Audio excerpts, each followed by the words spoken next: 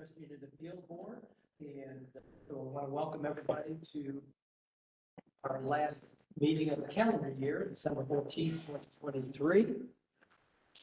I'd like to recognize that this meeting, along with all the requisite notices, are being held, this meeting is being held in compliance with the open door law. And we'll jump right into our agenda. The first item is the approval of the November 16th public meeting and executive session minutes, which were sent out previously. Any corrections or clarifications needed?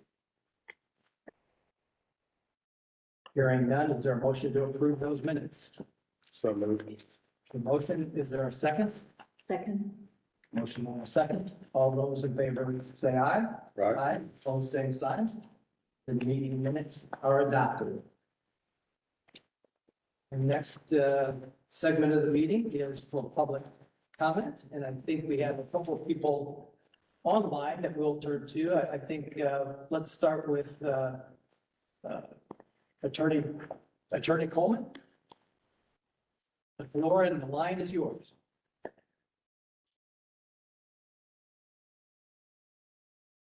Good afternoon. Good afternoon. My name is Attorney Tracy Coleman, and I want to start off saying that it's my understanding at this point, our community school corporation does not have a chief financial officer or a chief academic officer. And if that is the case, that's even more reason to hold off on any reconfigurations or any major decisions involving spending money until we can get our own superintendent and our governing body in place. I would also ask that DUAB take appropriate steps to forgive the common school loan debts. It's very important that if anyone comes out of a period of bankruptcy, that they're given a fresh start. So if DUAB is truly concerned to make sure that our school corporation does not revert back to insolvency, forgiving the debt is crucial. I would also like that DUAB require that MGT address the issues in the audit, because one of the things in the audit, it points out the lack of internal controls and non-compliance were systematic issues throughout the audit period. The audit had a qualified opinion on the COVID-19 education stabilization funds. The audit pointed out that price quotes were not obtained properly. And even with food service, there were concerns. And I've submitted some of these questions and concerns in writing, and I would ask that DUAB look into them and require that MGT provide the correct answers, because it's going to be crucial when that new board and new superintendent is in place. Any problems are identified so that this board will not be blamed for these problems, but this board will have the resources and the knowledge to correct all of the problems. So even though I'm asking that the board do not let MGT reconfigure anything, they do not need to put our middle school students in the high school, there is still things that they can do before July 1st, 2024. And I would ask at this point, let's see the actual numbers, how much it costs to operate each school. Let's get the accurate price quotes. So if it's too expensive to fix the swimming pool, let's get the quotes on how much it will cost to build a field house on a campus of Westside Leadership Academy to help our children.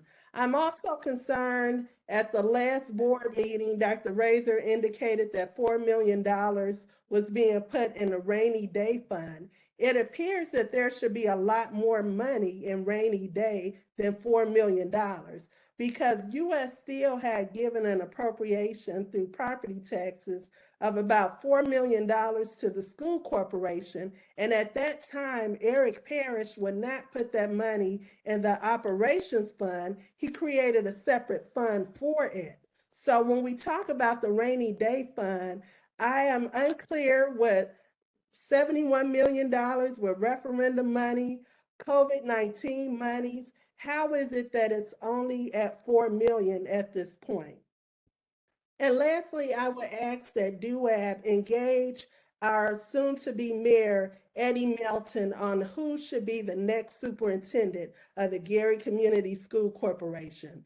Our current board has been in place since July 1st, 2023. In 6 months, they've been unable to even hire and engage a search firm who will appoint and help us hire the next superintendent. The fact that our academics have crashed, that 0% of the children at Gary Middle are proficient in math, it shows that our academic crisis in Gary is now a humanitarian crisis, because if our children cannot read, if they cannot write, if they can't engage educationally, their opportunities are limited. So I would like to thank you for your time. Once again, please engage Mayor-elect Eddie Melton regarding who the next superintendent of the Gary Community School Corporation should be. Thank you. Thank you.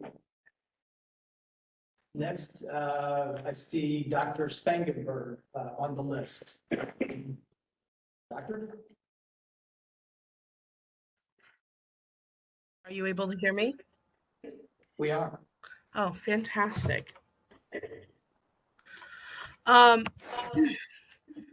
Good afternoon, everyone. I'm going to read a statement today. I would like to, before I read that statement, address a couple of concerns that have been brought to me, not by community members, but by other folks about the language of the statement. Specifically, there's a line in the statement referencing that children are being told or believe that the community hates them. And there was some confusion about why that language was used. As a clinical psychologist, I'd like to remind folks that children, particularly teenagers, don't deal in gray area stuff. Everything's an absolute, everything's one or the other. So the way that an adult has the ability to sit and say, okay, well, maybe they don't like me, they're apathetic toward me, something kind of gray area, that's not how our children process things. That's just developmentally where kids are at.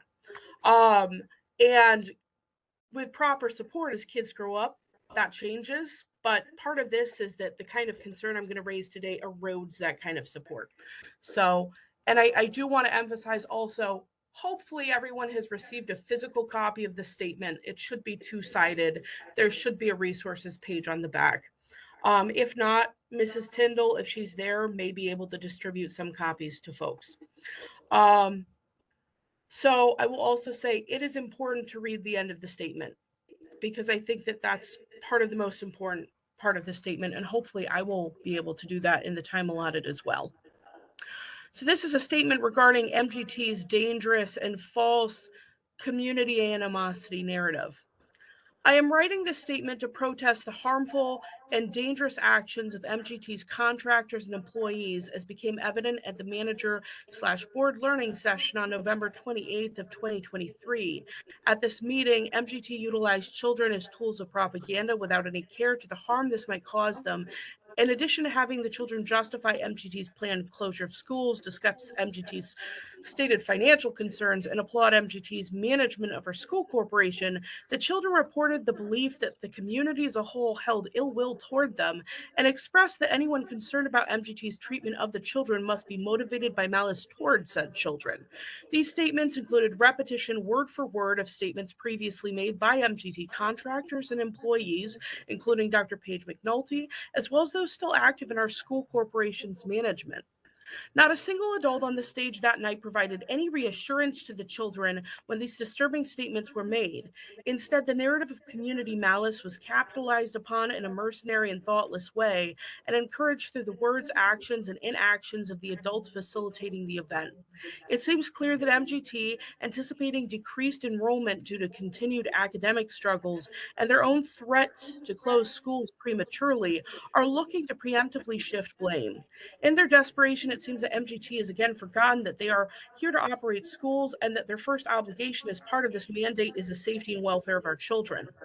As a clinical psychologist who has worked with children professionally in a variety of settings, including schools, I was shocked and dismayed at this uneducated, callous behavior on the part of the adults participating in these proceedings. I'm surprised that it seemingly occurred to no one that convincing children that their community hates them is harmful, or that no one cared about the very real psychological implications that such behavior could have on these children. The very success that MGT seeks to publicize in order to promote itself could easily be undermined by the harm that encouraging negative perceptions of community support can cause. Community members requested that I write this statement in order to publicly make DUAB, MGT, and their employees and contractors aware of the documented harm that promoting such narratives can cause. I've included a page of resources on the reverse of this statement, featuring just a few research studies that have demonstrated the harm of encouraging negative perceptions of community support. This harm can take the form of poor academic outcomes, poorer physical health, lowered resiliency to prolonged grief and depression, and increased danger of high-risk behaviors and suicide. Our request of MGT is simple. Please stop. Please stop telling our children that we hate them. Please stop telling our children that we are making up lies about them. Please stop using children as human shields. Please stop exploiting poor attendance at football games or other events.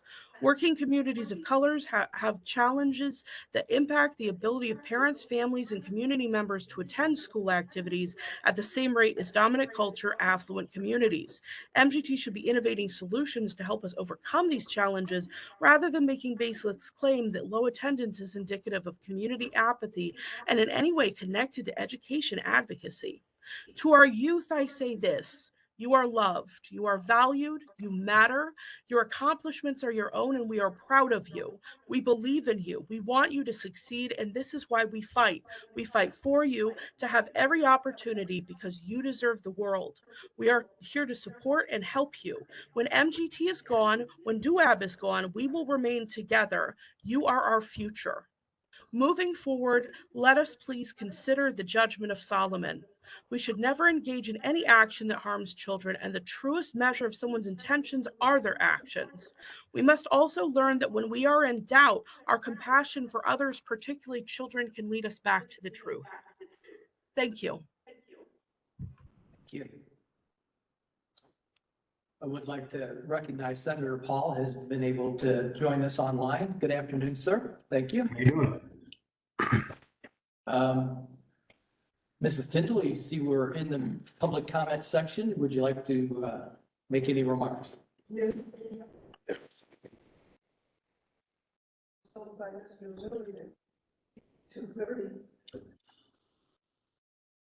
Was here newly ready to come again if necessary, but I waited until now to come in. I don't know how this or why this has happened. Good afternoon. I am Mrs. Lavetta Tyndall, a taxpaying and voting Gary, Indiana resident and an advocate for high quality, equitable education of all students, particularly those of the Gary Community School Corporation. The Award for Reading initiative recently put in place for our students warrants a salute and applause. The proposed $400,000 tutorial pilot program raises some concern, as does tutoring virtually. My question would be, where's the supervising component? The Crusader newspaper that I have for each of you today is, and I'll ask that you pass these along, please. Thank you. The Crusader newspaper is a gift to you to introduce you to a Black-owned, award-winning weekly publication started by a Black man, the late Baum LaBelle and his associate, and now being run by his widow, Dorothy LaBelle. The December 2nd issue that you have reports the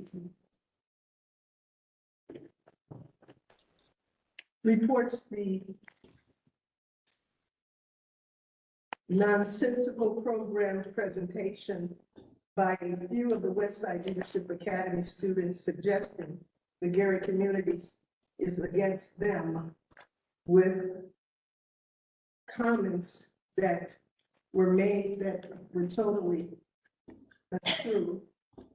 And the picture that you see in the front is the picture of those students that were presented at a meeting headed by the manager, Razor. I would also like to pass this along and ask that you each take a look at it. This is a picture of a male child, a male student who is wearing a black and silver awarded chain to him for excellency, excelling academically. My question I hope your question is as well, why a chain rather than a medallion or a ribbon or a trophy or a gold chain? Who is making these decisions? These are the following concerns that we have in addition to my statements made so far. The community wants the great Gary Roosevelt High School that is known to be academically profound and architecturally renowned. We want those properties repurposed and preserved. We want the 7th and 8th graders to maintain or be maintained in their own junior high school buildings and not moved into the senior high school building. We want an active functioning school board, not a passive nonverbal board. We want presence of reports, and we want those to be present at such meetings as this, as well as our board meeting. Such people as the academic officer, financial officer, the person in charge of transportation, and other offices. We want printed reports from those persons at our board meetings. We want an immediate progressive superintendent search to begin now. Enough time has passed and is being wasted. We want DUAB meetings to be held in Gary. We want answers to our questions. We want correction of the errors stated in the audit. We want the debt forgiven. We want certified teachers in our classes, not less than certified teachers. We can't expect great performance from our students if we don't have qualified teachers. We want We're at the 3 minutes, so please. Wrap it up. We want paraprofessionals in position for our physically and emotionally challenged students. We want DUAB members and MGT employees to read more and learn more about the students that you are responsible for. When we think of a plan for our students, we want you to think of college degrees and college sweatshirts, not chains, not handcuffs, not prison cells. The picture that I've circulated here with the male child with a chain around his neck, that is not a positive, provoking image that we want to have our children impressed or led to be impressed by. Thank you. Thank you. Is there anyone else that's here, who wishes to speak, or has anyone joined online that we have? You may have that form back. Right.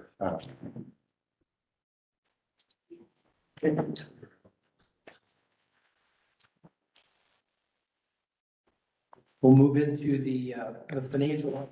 We have several items to get updated on and a couple of action items. Dr.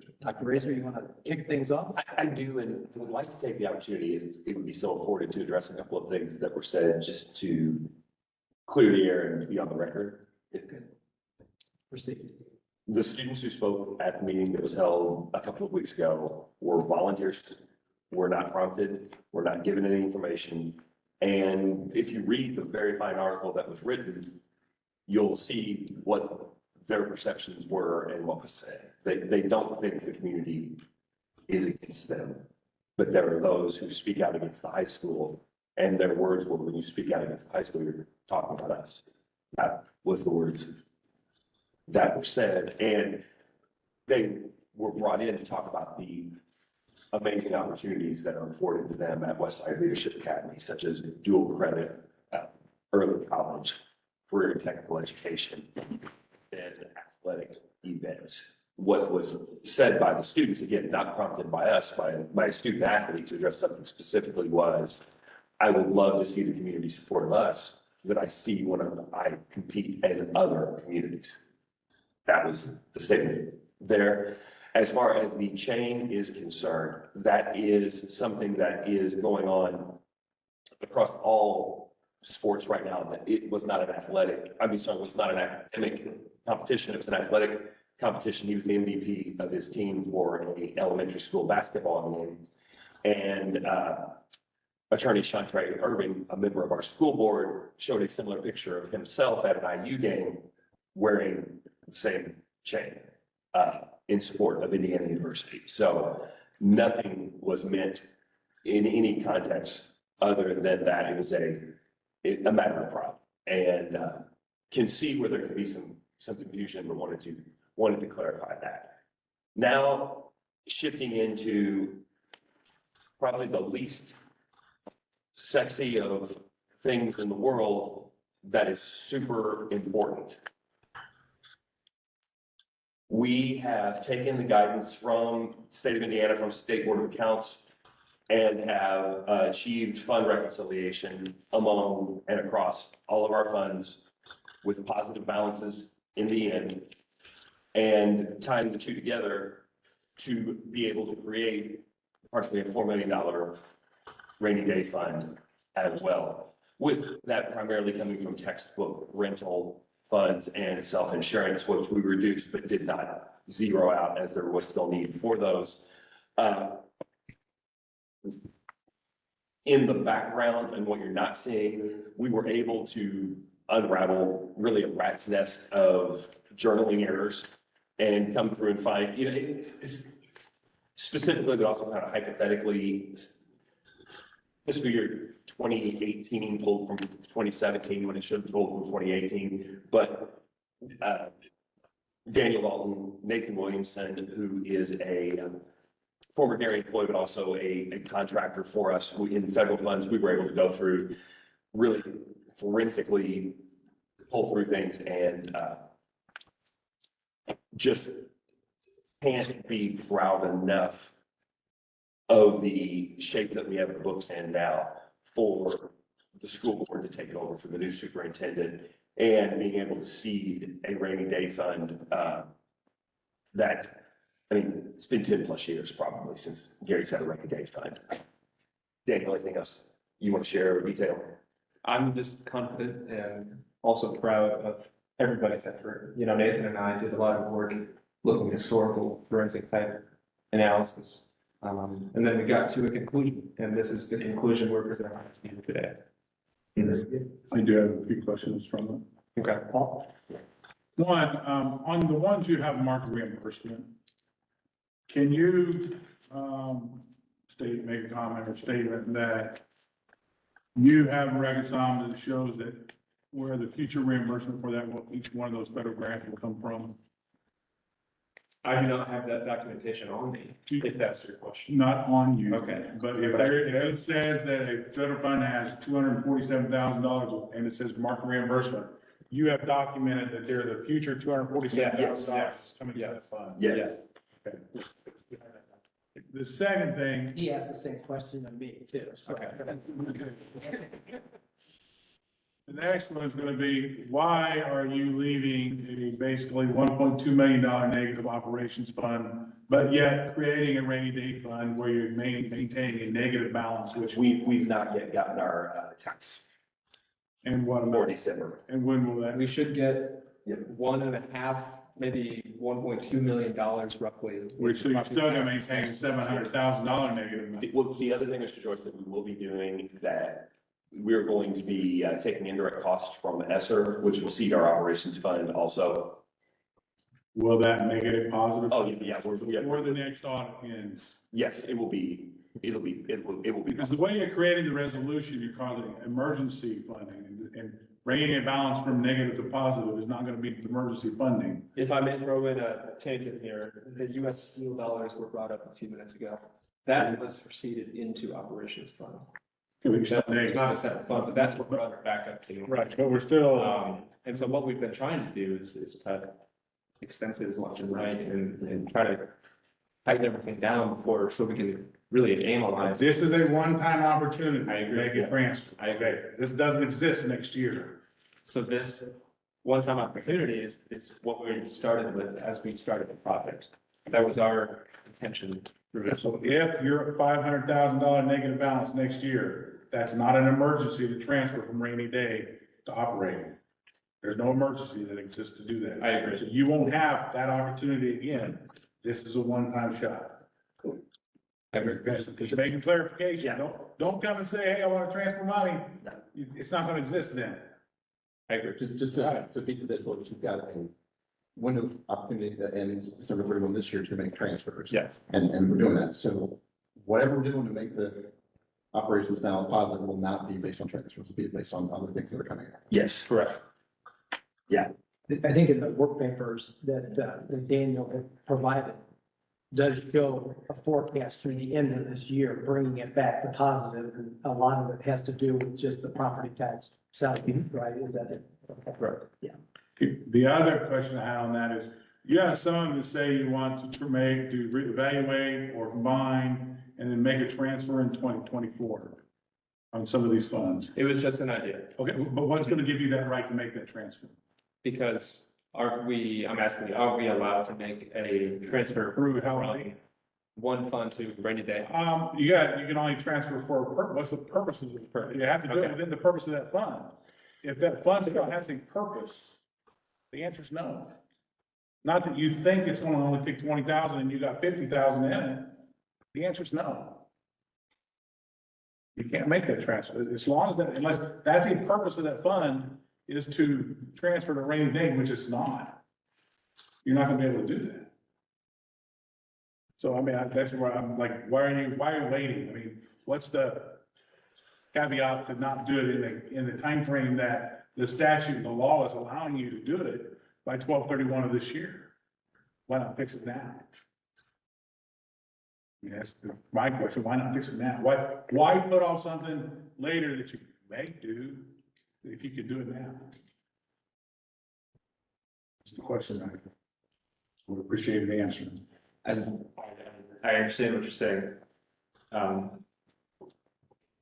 what would you advise doing that? Thinking about doing it next year, I mean, why you're not doing that. I mean, if the purpose of those funds, either you don't know what the purpose of it is, or you don't believe you need it, then would not understand why you don't do it while you have this one opportunity that the legislature awarded you I to believe, make these corrections. Mr. Joyce, the pushback would be the funds that I made those comments on, we may actually have more expenditures in. And so I wanted to leave enough balance in those funds to make it through the next 6 months or the next 12 months. I wanted to leave a certain cap reserve in, so we didn't run it down. I mean, I guess, I mean, as long as you're comfortable with the Yeah. purpose of those funds. Yeah, I mean, in having 4 sets of eyes looking at them, and at least we are I'm not particularly, I don't know what Yeah. med reimbursement FY 1921. I don't know what that's for. So, based on your reconciliation, you should know whether or not you have that need from 2019 to 2021 for that $95,000. Right, I understand. But, those are the kind of things that you're gonna wanna clean up and, get rid of. I mean, this is a golden opportunity. Everybody don't get this. Yeah. So, just want to point those out.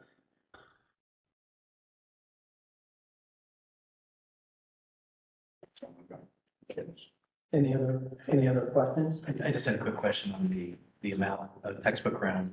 It showed that in November, $7 million, $7 million balance. Did that include, I'm not sure when this Department of Ed had made their distribution, they probably had not. So that didn't include the $150 per student yet. Yeah. So if you built in, so what's the $3 million ongoing need in that fund once you're really into staying and writing curriculum materials? We received some advice from Nathan Williams, and he may actually be on the line, that we wanted to maintain that balance because we're not super certain how future state funding is going to be for textbook rental. We're not super clear. I believe it's all in ESER right now, but once that goes away, we need to make sure we have a cash balance. Yeah. I understand that, but I would just, Mr. Joyce's comments, I mean, Yeah. I would, as a CFO, explain to the community, you know, you're in a 6 to 10 lane highway, you can't change lanes. So, you know, once those funds are in those funds, it's there, unless you continue, determine those funds to be of no use anymore. That doesn't mean it goes to rainy day though. Right. So, As we looked at it, we felt, because right now Title I is funding a lot of our curriculum materials. But ESSER has given us a big shot of morphine in a lot of that. With ESSER going away, one of the things also that it's been funding for us is our extended day, where Gary had the shortest school day in the state, and we were able to fund that up. We're gonna have to take more of a burden with Title I to continue to fund that. And with academics being as critical as they are, well, everywhere, but in Gary especially, we wanted to make sure that we left enough if the need occurred that we could invest from textbook rental into curriculum materials. I would advise just making sure you get with the Department of Ed, just to make sure that those are appropriate curriculum expenditures. Yes. You know, coming out of 09 on.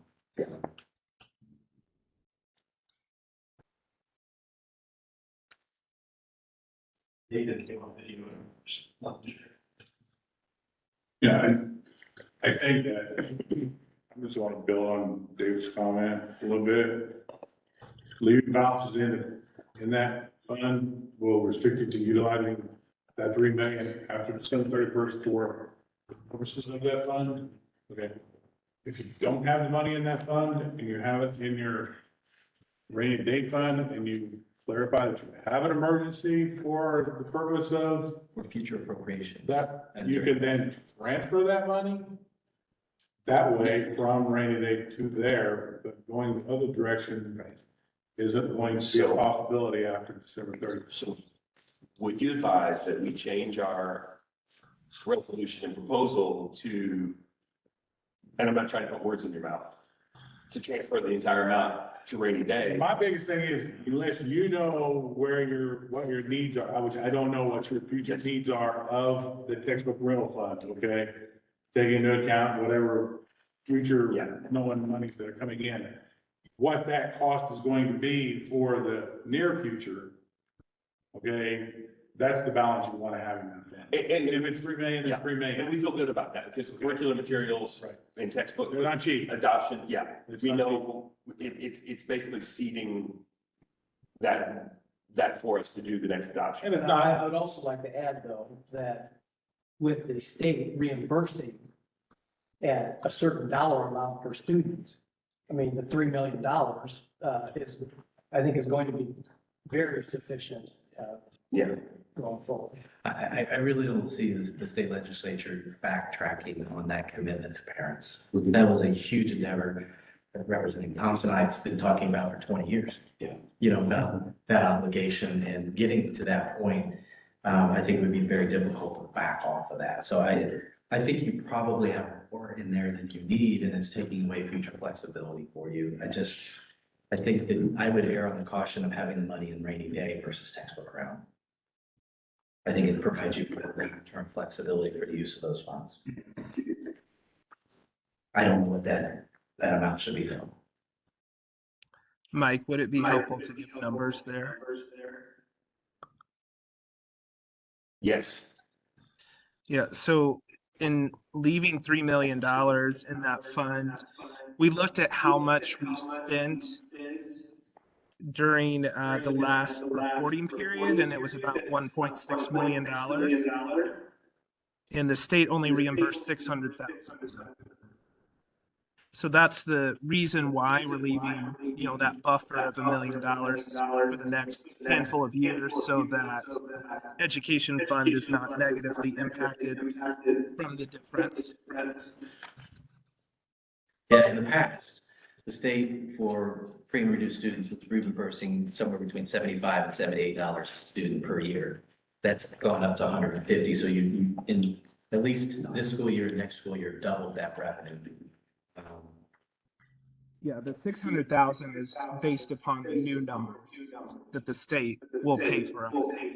Right. Yeah, I mean, like I said, we ran huge, something that has been, I think all school districts are dealing with right now is weaning themselves off of ESSER dollars. And even though recurring things were to be spent by ESSER, there's things that ESSER could pay for that it did, that it helped. And now we feel really good about the shape that we're, like I said, the shape we're leaving the books in, having that cushion, being able to see a rainy day for things, as well as when the indirect, well, first of all, when the tax payment comes in, when the indirect cost from ESSER gets pulled in, it's going to leave our operational fund in good shape for the year.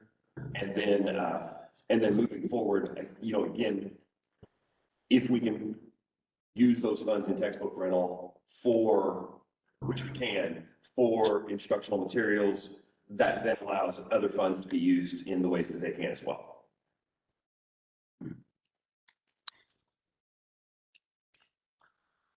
So we have two resolutions before us. Resolution 5 creates a rainy day fund. And then resolution 6 is a combination of both settling up with federal funds and closing those federal funds or accounts for federal funds once that is completely reconciled. Those funds are reconciled. It also, though, includes the movement of money from textbook rental to the rainy day fund, as well as from the self-insurance fund to the rainy day fund. In combination, those two transfers amount to $4 million. So if there's, I guess, I'll entertain a motion on the first resolution 2023-5 regarding the rainy day fund, creation of the rainy day fund. I have a question on the resolution. You want it to come now or after you do which part? What do you mean? After you normally have to have a discussion. Oh, Okay. oh. Question before or after? I would do it before. I would too, but you've already started the question. So continue. Let's say, I mean, any other discussion or questions? You told me you were done. Well, that was on that. Okay. This is on the resolution. Okay, on the resolution itself, okay. Yeah, this is a Right, different, okay. different subject. Yep, absolutely. So, yes. As you know, 36.1A51 states that you can establish the rainy day fund, and then B says you have to have to specify the purpose and the funding source of the rainy day fund. No problem with the funding of the purpose of the funding source. But the purpose part, we know what capital and operational expenses are. What is the definition of emergency? Because it would be too broad in those terms. Okay. To just say, hey, it's an emergency, what does that mean? To me, it's too broad. We know what operational, we know what capital. I don't know what emergency is unless somebody states what is that emergency. I understand a roof falling in is an emergency. Yeah, Okay. What else is an emergency to you? but there's not a definition out there. Right, what else is an emergency? I mean, is everything an emergency that needs paid? Some people could argue that point. So are we creating a fund that you can use anytime you want to for any purpose? The answer should be no. Yeah. That's not the purpose of the. Are you suggesting we delete the term emergency and it's for capital and operational expenditures? I mean, you know. I would say leaving the word emergency raises the question, what does justify an expense in that category? Deleting that word, change that altogether. Then you're creating that to be used for operational or capital expenditures. But emergency creates a whole new problem. I would agree with that. I mean, previously on the rainy day fund that I ever saw, I did not have that emergency language. I just had for capital and operational expenditures. And on an annual basis, I would determine whether or not I would create an appropriation during the budget process. Normally, I didn't feel like we needed it, and we would not create an appropriation, but I would tell the board, if we do need it, I would create an additional appropriation that the board would pass throughout the year. I think we just give you more flexibility to take out that burden, just so that you can use it for future I'm going to purposes. agree 100%. I think it puts an undue restriction upon you. Yes, yes. I would leave it open so that during the annual budgeting process, you can use those funds if you feel like it's necessary. But additional appropriation would just come in the normal course of business, though, wouldn't it? Yes, it could come in. Yeah. Basically, it would, you have a roof fall in, you said, man, you can fix that. I'm gonna do an additional appropriation, get the money, go fix the roof. Yeah. That's what, Okay. that gives you that opportunity. Yeah, no objection from this side of the table to moving the word emergency. Appreciate the guidance. Any other questions or comments on resolution 5? I don't know if you guys can hear me or not. Can you guys hear me? Okay, yeah. This is Rodney. I just had a question as it pertains to, so we're essentially wiping out the textbook rental fee, and you have to apologize. There's an echo, so I can hear myself. So if I stop for a second, it's just I can catch up. But all right, so we're essentially wiping out this textbook fee, and based on the idea that this is an excessive fund, that there's obviously there's going to be apparently since this, we've obviously changed the law. What was this? And I don't know if this was covered earlier, and if it was, if I just missed it, but what was this fund actually used for before? Okay, if I may answer that question, the fund is not necessarily being wiped out. It's being reduced from a $7 million number to a $3 million number. And this funding was used for educational materials, textbooks, and all that. The fund was creating an excess balance over the years because those types of expenditures were paid for from other fund sources. And therefore not paid from necessarily the fund, which is a textbook rental fund, which came from multiple sources being created. One came from textbook rental sales and also funding that they received from the state. And then the idea behind it is to buy textbooks and curricular material for the education purposes of the students. So they would buy those out of, in this particular case, any fund available, and not necessarily, like, they would pay for it out of maybe Title I dollars, they would pay for it out of ESSER funds, they would pay for it from any funding source that created this $7 million balance. Whereas what they said earlier, the average expenditure out of that fund was $1.5 million or so per year. So basically it was created over a period of 4 to 5, 6, 7 years that created that $7 million balance. But at the same time, it allowed a lot of other funds to become negative. And in the real world, you can't have negative money.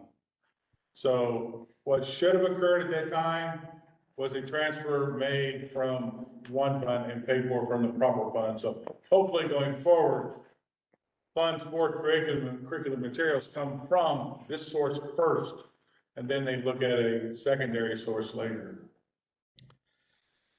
Okay, so I guess that kind of begs the question. So with this change, I mean, how would we ensure that that you're essentially saying what the hope is that this would happen? Sorry, the echo is driving me nuts. But either way, so I guess, but this doesn't necessarily ensure that that's actually going to happen. That would be dependent on future management to make the proper decisions that anything purchased is paid for from the proper fund. And if that proper fund doesn't have the necessary balance, that a transfer be made from, or the expense be shifted to a proper type fund. Okay.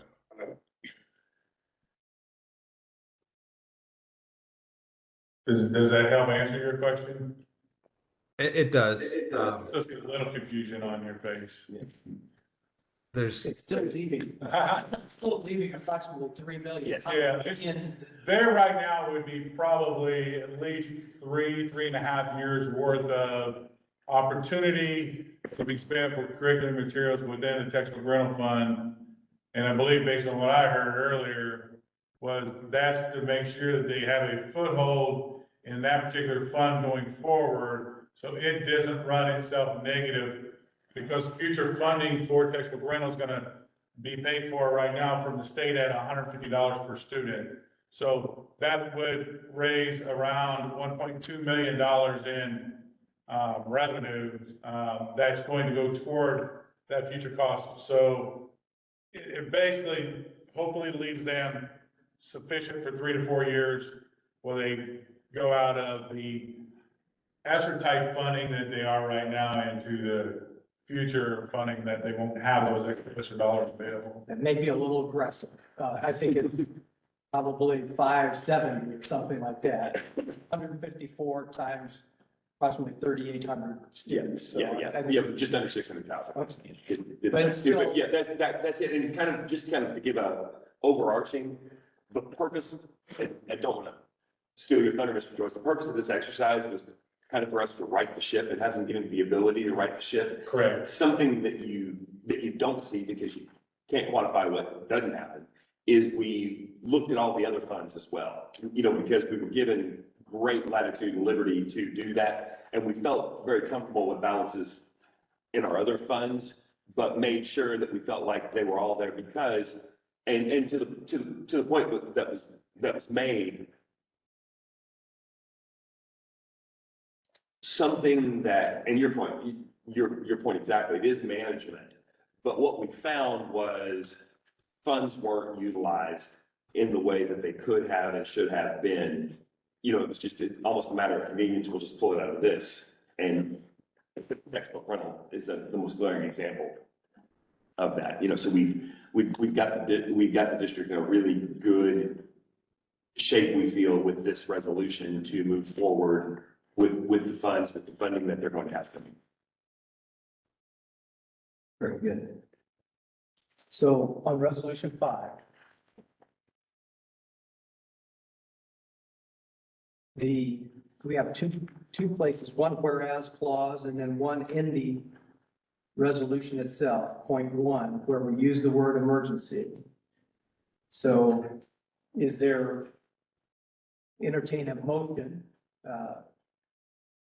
for adopting the resolution with the word emergency struck in those two places for your consideration? I would make a motion to approve resolution 2023-5 with that stipulation, like removing the word emergency. Very good. Is there a second? Second.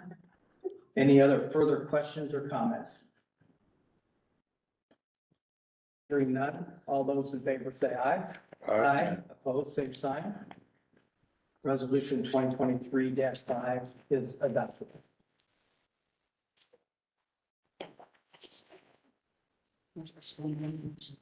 So resolution 6 deals with really two things. There are transfers which are making the initial deposits into the rainy day fund. And then 6 other transfers coming from the textbook rental to reconcile and bring to a zero balance 6 different grant funds. So there has been discussion about the transfer amounts, from the textbook rental to rainy day, whether that is sufficient or I guess possibly even the self-insurance fund. But I'd be interested in comments of, is there something we should consider with this resolution to address those concerns? In my opinion, I just want to make sure I brought it up and that you all feel that that's, the right numbers and that was looked at. So, I mean, I'm fine with it. I understand your answers and your rationale behind it. Yeah, and we spent a long time looking at this and planning out multiple scenarios with funding sources ending. So, yeah, we feel very comfortable with the numbers.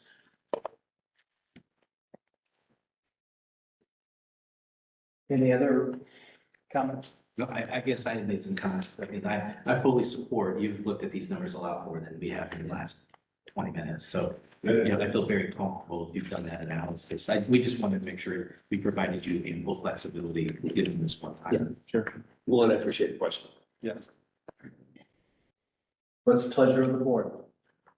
I make a motion that we approve resolution 2023-6 that allows the discretionary appeal board to approve the Grant Community School Corporation to transfer balances and close the funds from textbook rental amount of $4,110,126.05 to the other funds listed that agree with that same total. Second. And that we allow I the, was going to say, there's another fund. I'm sorry. Allow the transfers, all right. There's two funds. The decrease of the self-insurance fund and an increase in rainy day fund for the $500,000 as listed in the resolution. Very good. There's not any further comments or questions. All those in favor say aye. Did we get a second? We did get a second. All those in favor say aye. Aye. Opposed, same sign. Resolution 6 is adopted. Thank you. Pete will then walk us through the 1065 claims. We've got, transactions from the month of November, total of 318,000, and all of them have to do with either, roofing projects or electrical upgrades. And it's actually just asked the board to for those 10 numbers. Any questions for Pete on the 1065 claims? Hearing none, is there a motion to approve the claims? I'm making a motion that we approve the 1065 school improvement plan claims and amount $318,854.16. Is there a second? Second. Motion and second. All those in favor say aye. Aye. Opposed, same sign. Claims are approved. I think that finishes our financial update. Move into the academic update. Davis? Good afternoon. Excited before I jump into the slides I prepared, which I think Mr. Miller is pulling up, to share that about 15 minutes before this meeting started, I got a phone call that we were awarded a statewide family engagement grant in the amount of approximately $100,000 in reimbursements every year for, not counting this year, which is the planning year, the next 4 school years. So really excited to dig into that. Hope to use it, focus on expanding our family engagement events tied to literacy. We've found some, really good momentum there that we're excited to continue. And just, really excited to have some additional support. So it's great to hear for the meeting. Jumping into what I wanted to share with you all today. I wanted to talk for a few moments about a framework that we use to think about academics, and why we are looking at the types of interventions that we are. So if you're not familiar, MTSS is a term that's used frequently in education. It means multi-tiered system of supports. And basically the idea of MTSS is to look at all of our students and identify who's being successful with the day-to-day classroom instruction, interventions, and support that they're getting, who needs something additional. Let's implement some evidence-based interventions for those students. Let's monitor using additional multiple data points. If those aren't working, let's tweak them. Let's see if those work. And then identify who are those kids for whom that kind of second layer of support still isn't working for. Let's provide some intensive supports for those students. If a student makes it the entire way through the MTSS process, which would involve multiple different types of interventions and data to determine whether those interventions are successful or not. If they get to the end, at the top of the pyramid, which is tier 3, they're still not successful, we would start to think about some special ed services. We would start to think about alternative placements to make sure that that student has what they need. The whole idea is ensuring that every student in the corporation is getting the supports that they need to ultimately be successful. Traditionally, what this research is based on is the idea that about 80% of your students should be successful with normal day-to-day classroom supports. We call that tier 1. Then you should have an additional 5 to 15% who need kind of one layer up, tier 2 supports, and then 1 to 5% who need really targeted, intensive, individualized supports. As I kind of noted, some of the features of MTSS are that we're screening every student every year. We're using multiple data points. We're looking at the whole student: academics, behavioral, attendance, social, emotional. We're collaborating to design those interventions that are personalized and oftentimes kind of outside the box. And then again, if the student gets to the end of the kind of line of interventions that are able to be offered in a normal setting, we would look at an alternative placement or special education referral. The challenge in Gary, and not just in Gary, this is true in every urban school district that I've supported in my career and many across the nation, is we have what's called an inverted pyramid. That's basically the idea that really, if we look at our data, it tells us that at least 80% of our students really need fairly intensive individualized supports in order to be successful. Some of the data that I'm using to make that claim, that less than 10% of our students are proficient on iLearn each year. Our iReady data shows that the vast majority of kids are in the 2 to 3 years behind category. We've got an 80-ish% chronic absenteeism rate.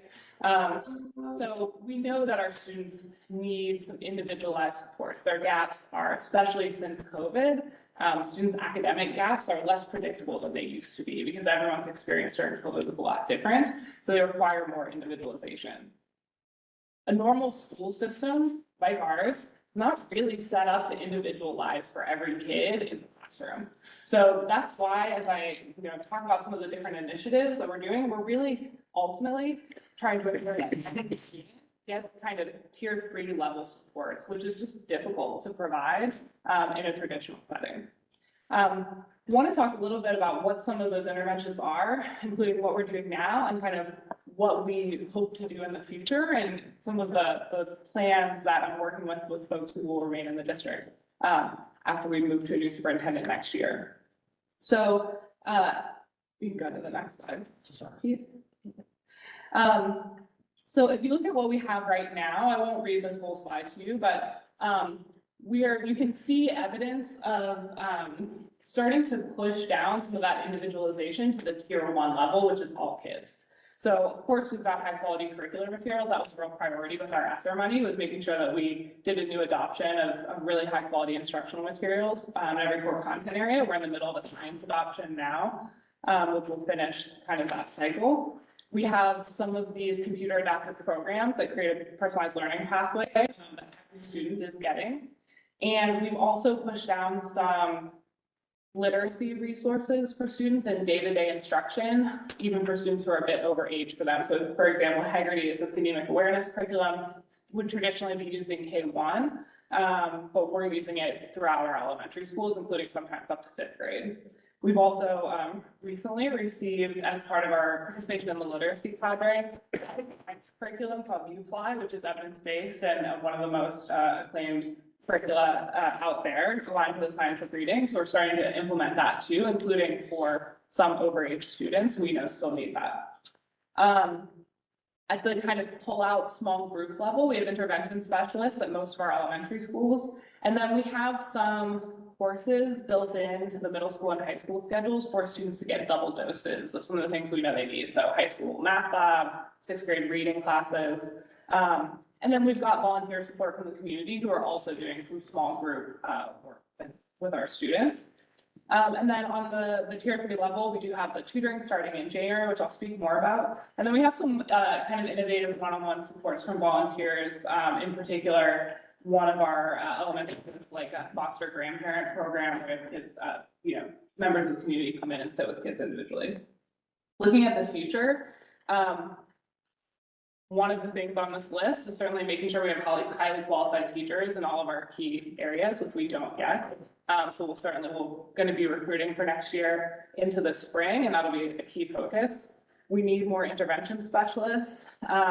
We need some reading teachers at the secondary level, which is a difficult thing to find, but we're going to be kind of on the hunt for somebody with the secondary licensure who understands structured literacy. And of course, as we've discussed here in the past, if the data supports it, expanding that tutoring out, including more students. Next slide, please. On the social emotional side, we've got a number of programs that kind of operate at all three tiers. So for example, positive behavior intervention support is itself intended to be a tiered program aligned to MTSS. So that's having very clear expectations for all students in a variety of settings, and then providing positive incentives rather than just consequences. So really giving incentives for students who are doing the right thing, as well as having some robust interventions for students who need it. We do have behavior specialists and coordinators. We have a district truancy coordinator and a district SEL coordinator who are going out to schools and helping them do some creative things. We have City Connects, a partnership with Marian University, is helping at the tier 3 level refer to outside providers and bring in others. But we could really use more behavior specialists. Their caseloads are all full. We could really use more support in that area. Would love to be able to provide school-based therapy, would make a huge difference for many of our students. Those are things that we're kind of working towards. And at the tier 1 level, just continued training for teachers on trauma-informed practice and de-escalation strategies to kind of prevent some of those social emotional challenges that we see, which they start as social emotional challenges and they quickly turn into behavior challenges.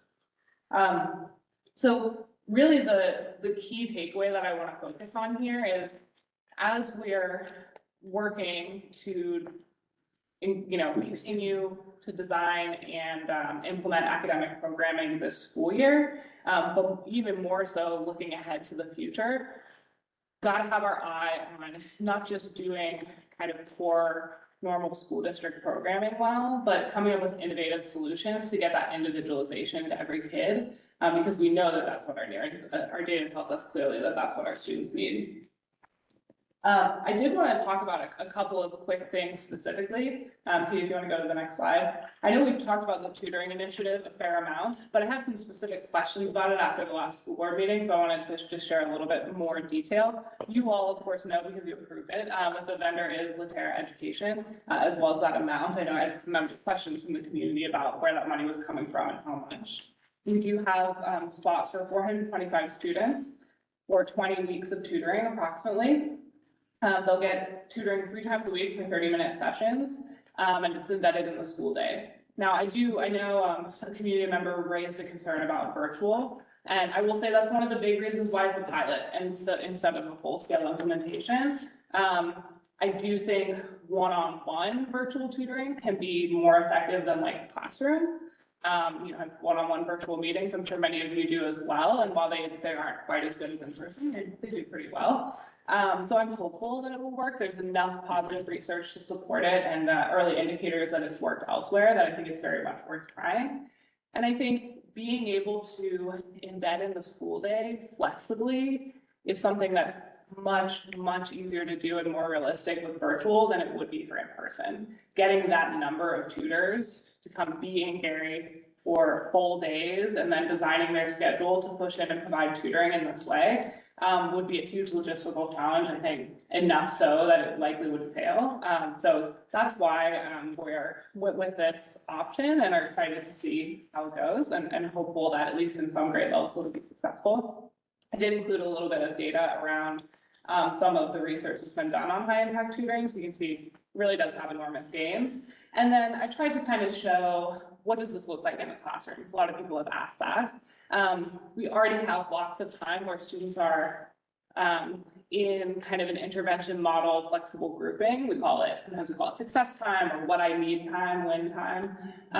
So leveraging those types of models, having some students working directly with the teacher in a small group, some students working independently on a personalized learning platform, and then some students working independently with their tutor also on the computer. We have some schools who are going to try it in like a pull-out resource room, worried about the noise concerns. So they're gonna try that out and we'll see kind of which models work best and hopefully learn a lot about how to put it into the future. This is really the closest thing to a true tier 1 or tier 3 intervention at scale. That I think if we were able to scale it up would start to really meet some of those academic needs that our kids have. The last two things that I'll share, we did create some take-home resources related to reading that parents can use at home. So we gave this out at the last board meeting. We'll continue to give them out at all of our literacy events and probably every community meeting we've got. One is something that we worked on in-house to create that has some little activities that parents can do related to phonemic awareness and phonics. Just simple, easy, quick things. It also includes some like recommendations for how to talk to kids about books and build vocabulary. And then I also have one that we've made copies of that's an external resource, but also has a lot of activities, it has sight word, flashcards, and good stuff like that. Support their kids at home, and we'll be giving out a ton of them next week at the next work or reading event, so that parents can use those over the holidays with their kids and hopefully just keep their literacy skills growing. We're also giving away a ton of books, so if parents don't have books at home, they'll be able to use those over the holidays. Which, of course, we take you to the last slide, which is my link to our plug for Flora Express for reading. This is our December event. We have, I'll have next time to share a calendar of events for the rest of the year. We went ahead and picked out something for each month.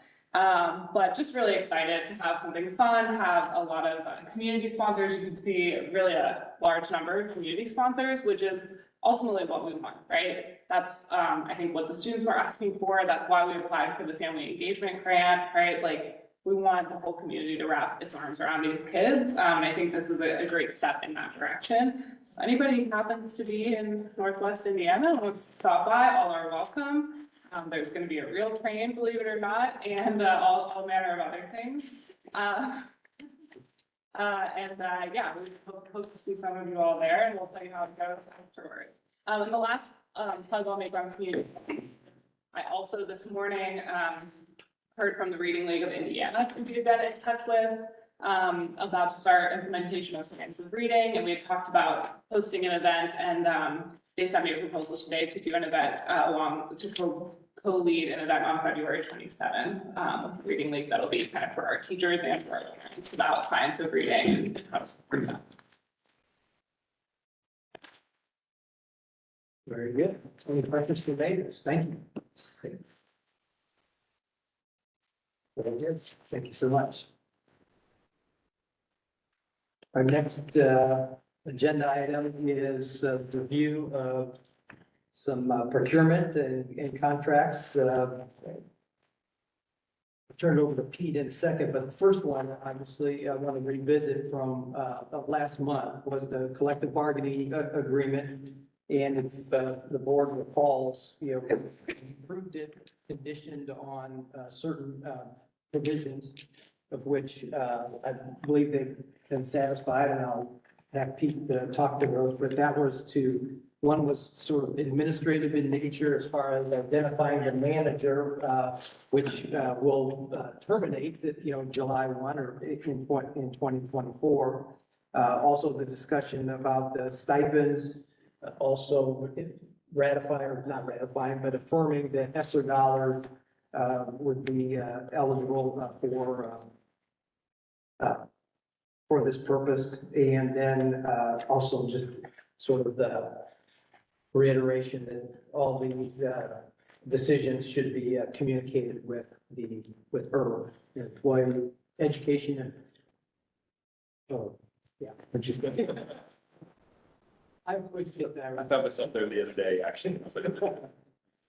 And so I see it's a signed letter affirming that, but do you want to add any more commentary to that, Pete? You bet. So the first and the fourth contingencies there were pretty simple.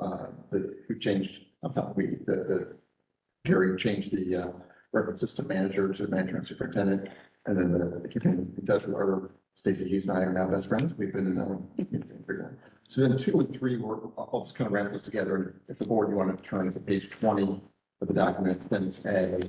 Um, the version that was before you in November had a $7,000 stipend in the current school year and then a $5,000 stipend the following year. You had suggested that perhaps some callbacks would be in order. DOE raised some honest concerns about the amounts of those, so we kind of combine those, and instead of having one stipend per year, it is split into two. So the current school year will have a $3,500 stipend in January and a $3,500 one in May. It doesn't have callback, but at least you're putting more money further out. So it may not have been addressed exactly what you had suggested, but it was addressed.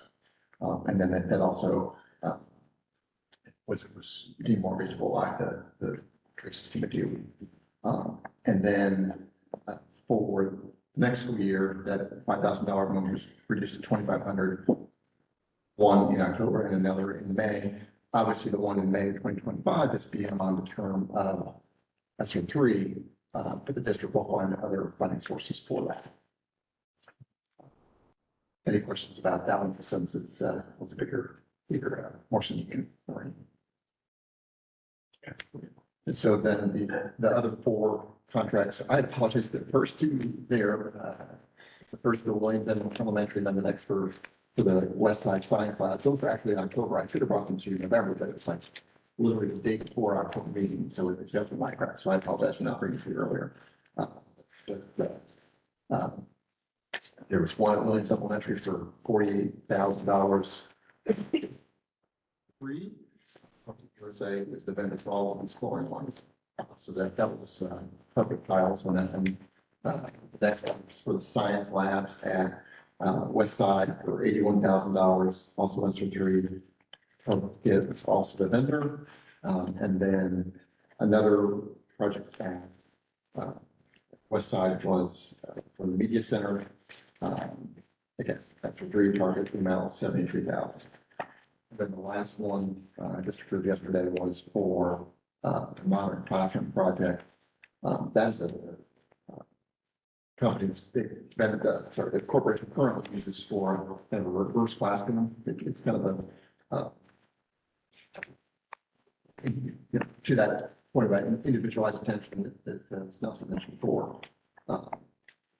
Furthering the utilization of that product that they offer.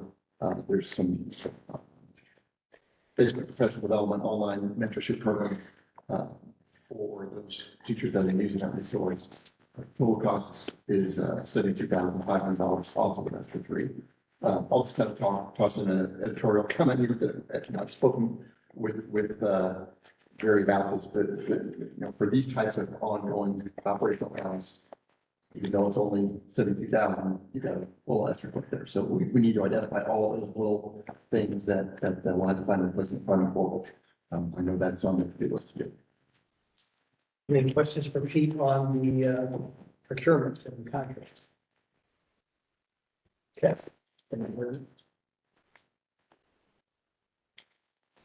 Well, draws to the end of our stipulated agenda. Is there any new business, other business to come before the board?